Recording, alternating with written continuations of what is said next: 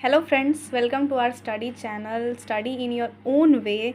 यहाँ पर हम WBSC बोर्ड माध्यमिक परीक्षा से रिलेटेड जो भी प्रिपरेशन है वो करवाते हैं। And if you want to join तो आप यहाँ पे पढ़ सकते हैं।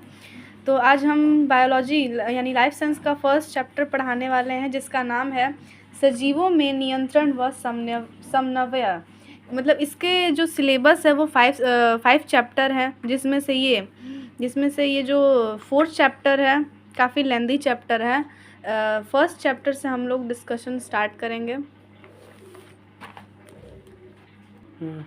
तो जो हम लोग का फर्स्ट टॉपिक है इसमें उद्दीपन, यानी इसको इंग्लिश में स्टिमुलस कहते हैं। जो लाइक आप ऐसे समझ सकते हो कि जब आप अपने फ्रेंड्स के साथ मस्ती करते हो तो उसको अचानक से ऐसे टच करते हो, अचानक से डर जाता है, रिस्पॉन्स करता है आपको देख के। अच्छा, मतलब अब जैसे छूते हो उसको तो अचानक से डर जाता है, डर के हिलता है ना, तो उसी को हम लोग उद्दीपन बोल सकते हैं। जैसे यहाँ पे लिखा है, वातावरण में होने वाला कोई भी परिवर्तन जिससे पौधे अनुक्रिया करने के लिए बाधित हो जाएं, उसे ही उद्दीपन कहते हैं। इसका मतलब क्या है कि हम लोग अचानक, जैसे यहाँ पे आप देख सकते हो, छुई मुई के पौधे पे जो हम लोग छुई मुई का जब पौधा छूते हैं तो वो अचानक से बंद होने लगता है, तो इसी को हम लोग उद्दीपन बोलेंगे। क्योंकि अचानक हम लोग उसको छूते हैं तो अचानक से रिस्पॉन्स करने लगता है।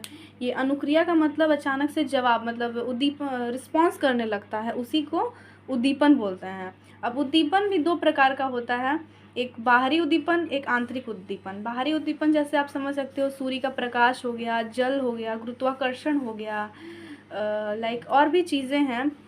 जैसे सूर्य के प्रकाश से जब सूर्य के प्रकाश में पौधे को रखते हैं तो वो या तो सूर्य के प्रकाश में खिलता है और या तो सूर्य के प्रकाश के विपरीत दिशा में खिलता है। तो ये बाहरी उद्दीपन हो गया। ये आंतरिक उद्दीपन जैसे पौधे के अंदर की ज़रूरतें, जैसे भूख लगती है, पौधे को प्यास लगती है, उसे ही आंतरिक उद्दीपन बोलेंगे। और ये जो उद्दीपन का डेफिनेशन है, ये नहीं कि आप यही डेफिनेशन लिख सकते हो, आप अपना डेफिनेशन खुद से बना के लिख सकते हो। जैसे वातावरण में होने वाला कोई भी परिवर्तन जिससे पौधे अनुक्रिया करने के लिए बाधित हो जाएं, उसे ही उद्दीपन बोलेंगे। तो जो आप समझ गए हो खुद से बना के लिख सकते हो, ज़रूरी नहीं है कि आप यही डेफिनेशन लिखो। आपके बुक में अलग अलग डेफिनेशन होगा, आपके टीचर्स अलग अलग डेफिनेशन प्रोवाइड करेंगे, तो आपको जो समझ आए वही डेफिनेशन लिखना। यही डेफिनेशन लिखने का कोई ज़रूरत नहीं है। जैसे यहाँ पे आप देख सकते हो, यहाँ पे भी अलग ही डेफिनेशन है। यहाँ पे देखिए, उद्दीपन, वातावरण में होने वाला परिवर्तन जिसके कारण पौधों में गति होती है, उसे उद्दीपन कहते हैं।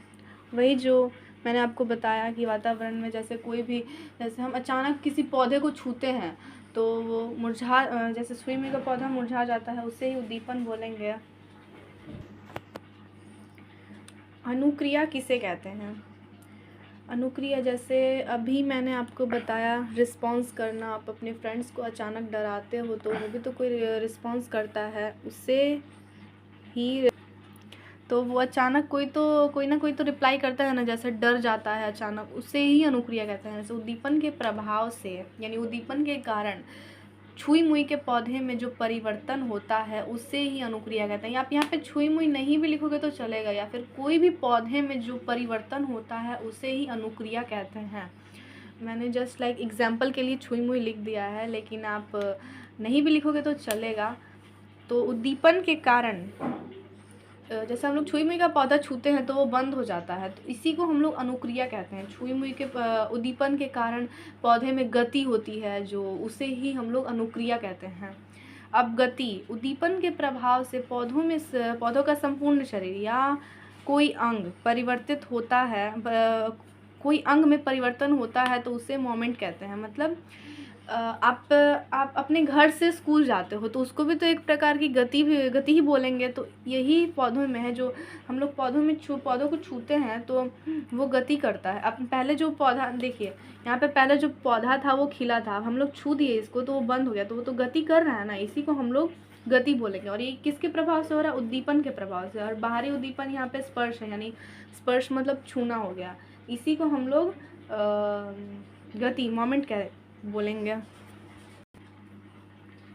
संवेदनशीलता या उत्तेजनशीलता, जैसे सजीवों की वह क्षमता जिसके कारण पौधे वातावरण में होने वाले परिवर्तन का अनुभव करते हैं और उसके बाद उसका प्रतिचार, मतलब उसके बाद उसका रिप्लाई करते हैं, उससे ही संवेदनशीलता या उत्तेजनशीलता बोलते हैं।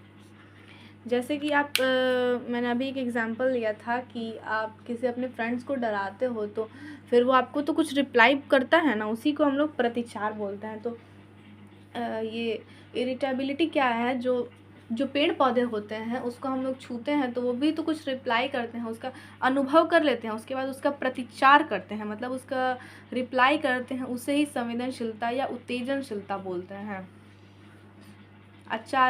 आचार्य जगदीश चंद्र बोस ने यह बताया था कि पौधों में जीवन है। ये क्वेश्चन पूछ सकता है कि किसने बताया था कि पौधों में जीवन है, तो ये आचार्य जगदीश चंद्र बोस ने बताया था। और इन्होंने एक यंत्र का भी आविष्कार किया था जिसका नाम क्रिस्कोग्राफ है।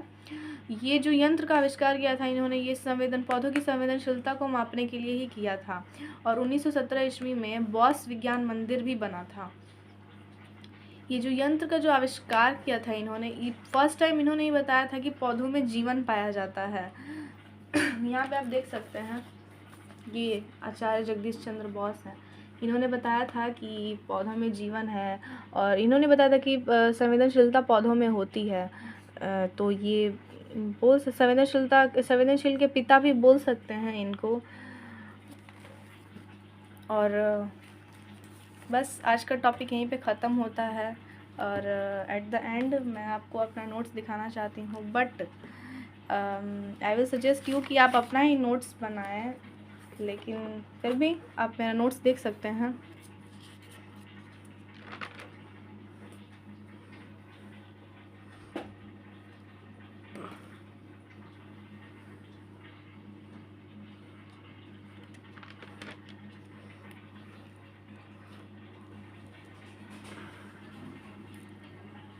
ये जो आगे के टॉपिक्स हैं वो मैं आपको नेक्स्ट वीडियो में पढ़ाऊँगी। आज के लिए बस इतना ही, सो आप देख सकते हैं नोट्स। तो उम्मीद करती हूँ कि आपको ये वीडियो अच्छे से समझ आया हो। अगर आपको इस वीडियो में कोई भी गलती लगे तो आप कमेंट बॉक्स में बता सकते हैं। और आपको इस वीडियो से कुछ भी सीखने को मिला, इस वीडियो में कुछ भी आपको जो समझ में आया, तो आप अपने एक फ्रेंड को ज़रूर शेयर करें, क्योंकि वो भी इस वीडियो से वो भी पढ़ सकता है, वो भी इस वीडियो से कुछ सीख सकता है। तो आई विल सजेस्ट यू कि अपने फ्रेंड्स को शेयर करें। एंड हाँ, नोट्स की बात तो मैंने आपको नोट्स ऐसे ही दिखा दिया, बट क्योंकि एक नोट्स बनाने का तरीका है वो मैं आपको दिखाना चाहती थी। तो आई विल सजेस्ट यू कि आप अपना ही नोट्स बनाओ, क्योंकि नोट्स अपना ही होता है, अपने समझने के लिए नोट्स बनाया जाता है।